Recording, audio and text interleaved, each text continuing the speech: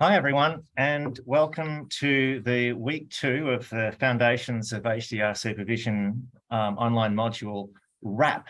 So this is a new thing. What we aim to do is to put some faces to the names, and I'll be joined by your moderator this week and hopefully the subsequent weeks as well, to discuss what's been happening in the discussion forum through the week, to have some more of a kind of a helicopter overview. And also perhaps to dive into a little bit more detail into some of the things that that your moderator finds interesting.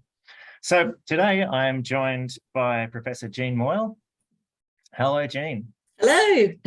Jean, you're the Academic Director in New Projects in the Office of the Provost. First of all, because I have introduced you in the module itself, but can you tell us, this role sounds super interesting. What is it? Sure.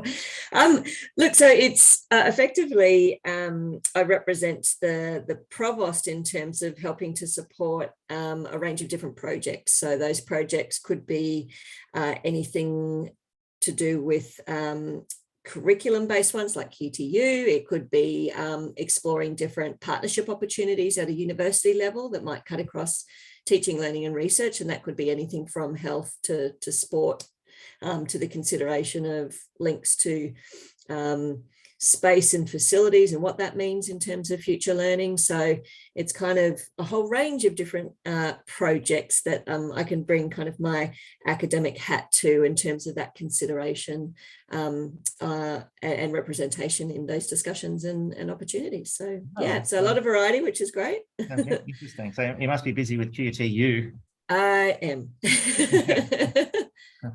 All right, so moving on to the topic this week.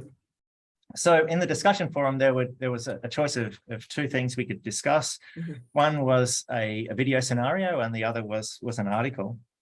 And so the way this is going to work, I'll be kind of just asking Jean questions. I'm the interviewer, and we'll see how we go with the discussion in that way.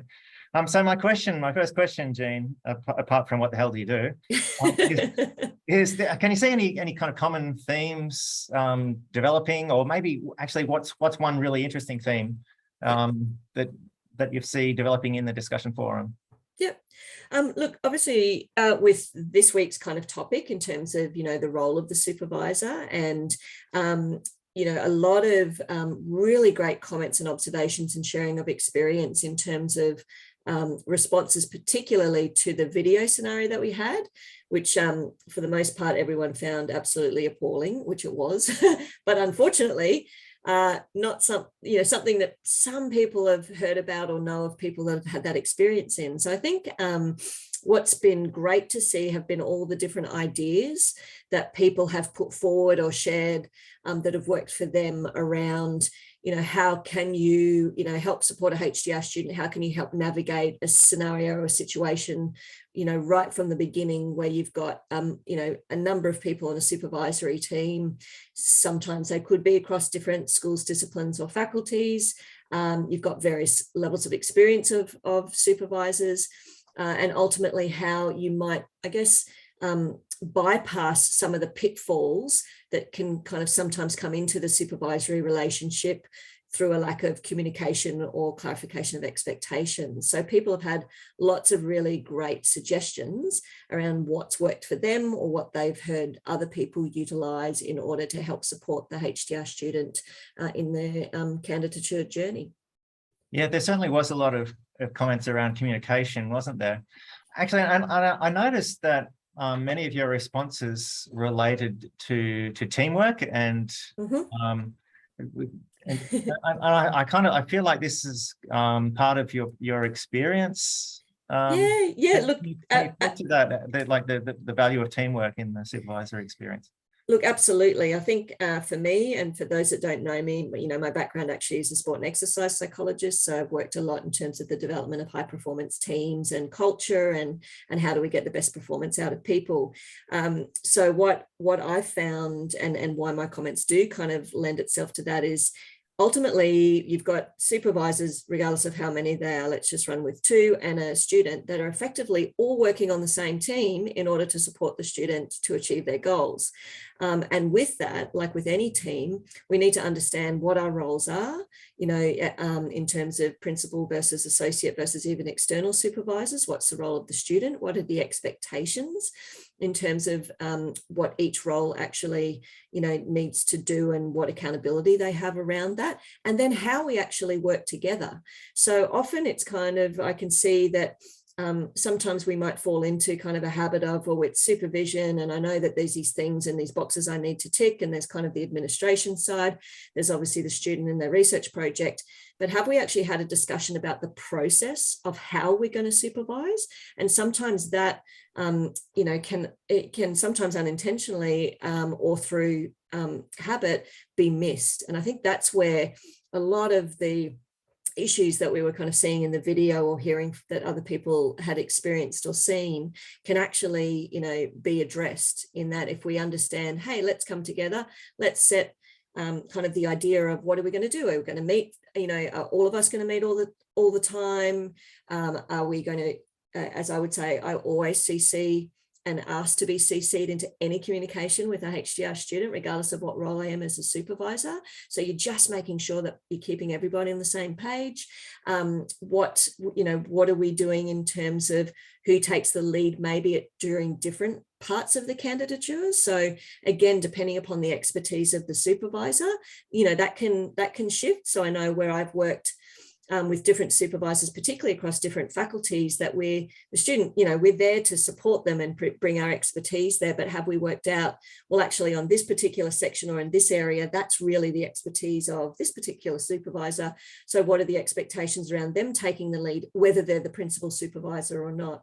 So for me, it's just that ability to understand what your roles are, how we're going to work together, and that, where you do hit bumps, and whether that's through the student hitting bumps themselves or through the supervisory team hitting bumps, is how we actually going to have conversations around how we manage that process in the best interests of supporting the student and therefore us achieve that goal. Yeah, you mentioned organising the way in which meetings occur.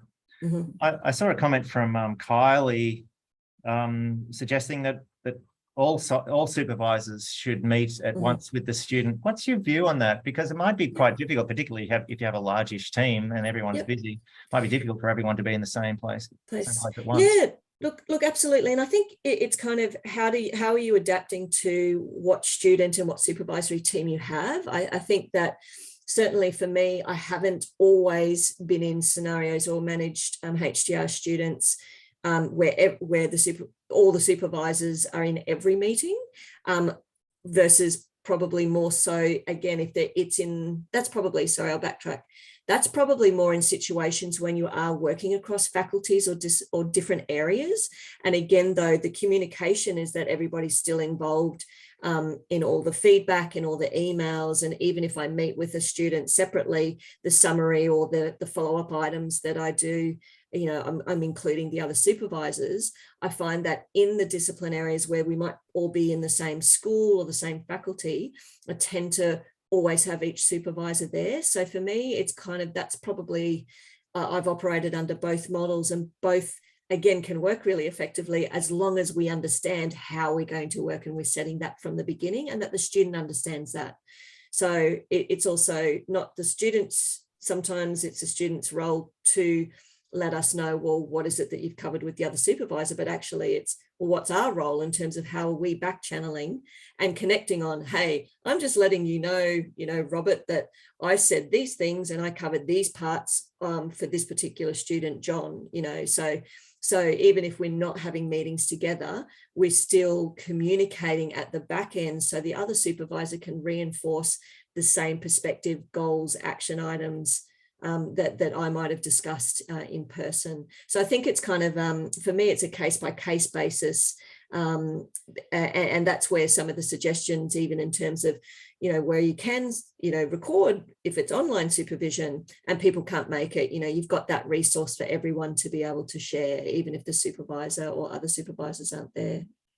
Yeah, and to put kind of these meetings in another context, when a conflict arises, I think you mentioned in the discussion one idea of if you were the head of school, and actually you have been, I have been. head of school, Yeah. if you were the head of school, you might suggest meeting separately, each person, and then together. What's the purpose of meeting separately to start with? And have you found this to be a successful approach in the past? Yeah, look, I think for me, let's take that it's supervision out of the equation and let's look at conflict mediation. If we're trying to solve a challenge, different people have different perspectives. And so we might have heard information through one source. So that might be their reality, and that might be the correct reality for them, but there might be other information that they're not aware of, and or there might be differences of perspectives, opinions, or memory of events and scenarios. So for me too, I think this is also, those separate meetings also don't have to be formal. So I think there was a discussion around what do you formally do versus an informal coffee chat, which was what was in the course. So for me, those conversations with the individual might be informal conversations, which is saying, hey, look, I'm aware that there might be some stuff going on, and I just wanted to hear from your perspective what was happening, or what's your understanding of what's occurred, because then you have that ability to triangulate all the data and all the information to understand from everybody's perspective in the mix what's actually their biggest concerns, what did or didn't happen. And then that ability to bring it together and have a discussion means that you're not going to be be blindsided by maybe information that you didn't know about, that you're kind of starting to address a scenario or a situation, even as a head of school, and then make an assumption that that information is correct when actually, the person that has maybe been the person that might not have been meeting their responsibilities puts forward all of this information that actually completely changes the context of that. So for me, that was just a way of, again, not just in this situation, but in any scenario where there might be challenges, is how do I understand what different people's perspectives or experience was, and then how do I bring that together to actually, work towards a shared goal and outcome. Do you generally take this approach when you think there could be a difference between different perspectives? When is this your preferred approach, rather than just from the outset getting everyone in the one room? I think that again, it just depends upon the seriousness or nature of maybe what the issue actually is. Certainly there are scenarios where that you might not have that opportunity. And so therefore you're bringing people together all at the one go, but you're needing to ensure that in that session, you're enabling or supporting each person to share their perspective without being interrupted in that way as well. So you can do it in the moment, but that just takes a little bit more, you're going to have to work a lot more in terms of the facilitation of that conversation. Again, if it is about something quite serious and you haven't had that opportunity to have that chat and gather those perspectives. Again, it's not, you have to adapt to whatever's in front of you and what time sometimes allows. But I found just even that ability that investing the time and enabling to hear one person's perspective just for you and them also kind of, demonstrates that you're investing time and you're taking the time to hear what they've got to say, rather than let's whip to finding a solution or getting an outcome here. Yeah. So I guess in some cases the over the copy to clear the air may work then, but in other cases, but perhaps not in the most difficult situations. That kind of, I was kind of interested. I hadn't really considered this kind of informal formal aspect before that I think Laurie brought up. That's that right. we put in the poll, and the poll doesn't include every possible scenario. Well, no. As a prompt, and that's it. And again, too, it might just be that it's kind of sometimes that understanding too of that and when I say the ability to catch up with people individually might be over the coffee, as in you're not making it formal in that way versus, hey, come and see Jean, and Jean's, you know, in Jean's location or office as head of school. It might be, I want to catch up with somebody, you know, individually in that way. And whilst it might be in an informal setting, it's just, again, it's more of a discussion, because what you're not doing is going in and saying, well, I've heard this and that's what you've done, and you've done this incorrectly or wrong. And again, you might have jumped to an assumption because you don't have all the information. Yeah. So I certainly think the video prompted the most enthusiastic responses. It was probably the more controversial of the two choices. Yes. There was a few. There were a few comments that came in about the journal article as well. One that I found interesting from Abby was that Abby felt that there should be more formalised supervisor feedback processes within QUT, perhaps say on an annual basis. Yeah. What are your views on that? Because I mean, there's certainly the formalized process that we get from coursework. Yes. But the annual report that we get from HDR students isn't quite the same. No, so it's not. Yeah, look, I think, as I said in my comments back to Abby, I think that was a really helpful idea, because you're 100% correct in that for teaching and learning, we get direct, you know, feedback from that side of things. Yet, you know, yes, the annual progress reports for HDR students enable or prompt the student to provide feedback, but again, it's not structured in any way. And I think that's the difference around, well, whilst students always have an ability to make contact, like with a HDR team or a research training coordinator, if they do have supervisor issues, you know, again, that depends upon sometimes the experience or maturity, or even, you know, certainly cultural considerations in knowing that might be very different from international students who their culture isn't to speak up in that way or make a complaint about somebody in a position of authority, you know. So I think, you know, having a survey in that way is really helpful, because this is a form, you know, supervision, you know, it is a form of teaching, guiding and mentoring, you know, in a particular context. I think, as I may have even mentioned in my comment as well, is that how are we, though, as supervisors, checking in with our students as also, and again, understanding that some students, as people said, are scared of their supervisor and are not going to speak up, or may not really, you know, share what their perspective is.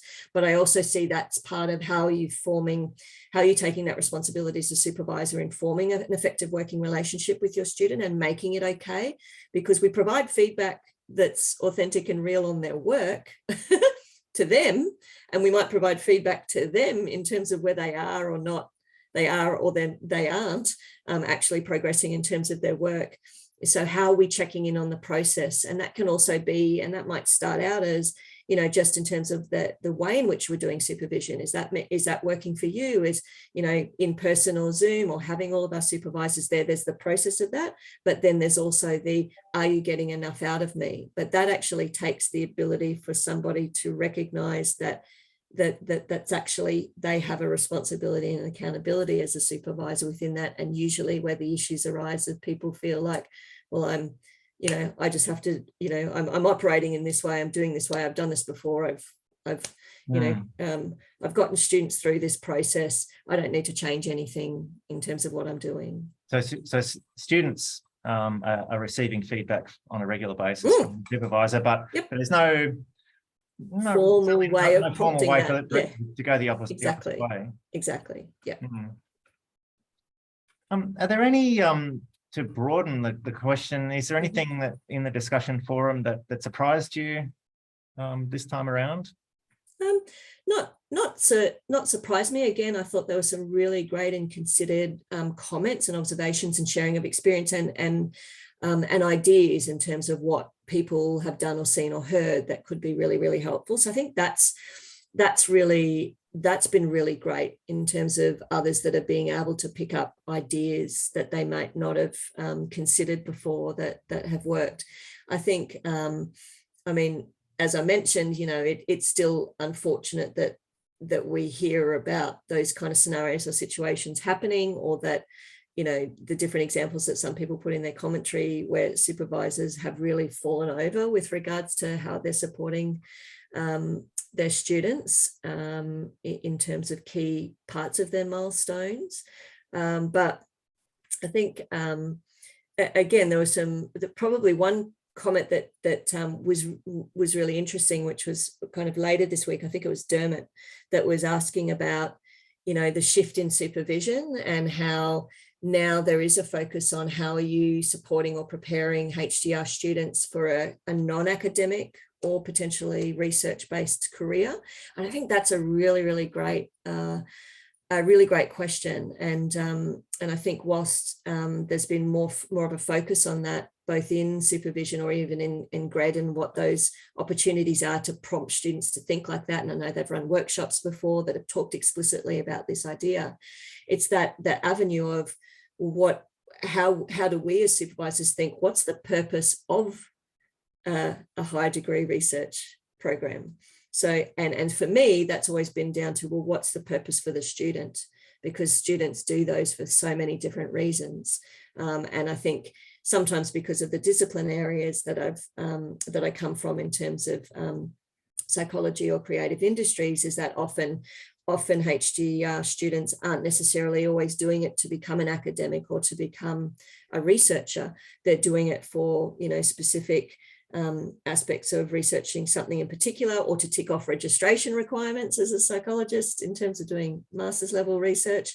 And creative industries can often be about professionals coming back in to look at their own practice or look at something in their organization. So I think for me, that was a really interesting topic. I think that's really helpful for people to explore further around what does that look like in your areas. And there might be some disciplines that, you know what, it tends to be a kind of pretty much every HDR student coming in wants to become you know, a lecturer or move into a university, but we know that the availability or the careers or the jobs aren't necessarily there.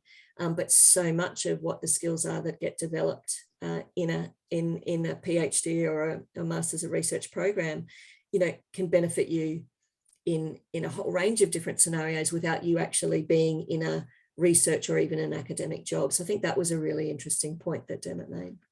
Yeah, there are some great comments there. How have you found the discussion generally? I mean, I think it seemed really supportive.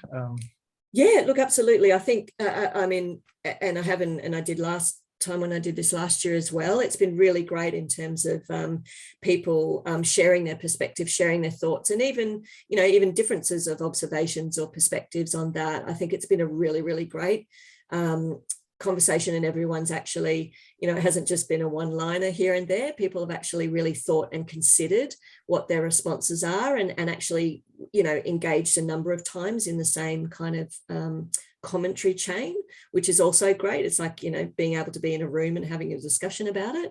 So that's been really, really fantastic to follow, and it's been really great. And I always, like with anything, I always learn something new too, which is always fantastic. And that for me is also part of it, is that you never reach a level and you know everything. There's always something more to learn and how you can improve on what it is that you're doing. So that's been really fantastic to see. Yeah, great. Well, thank you for joining us, not only in the video today, but also in the discussion forum for the week. There's still time for participants to contribute to the discussion. The week 3 starts on Monday, so there's still time. Have a look at all the previous comments in there. There's quite a lot to look at already. Yep. And until next week, signing off, I'm Murray Lane. Bye-bye.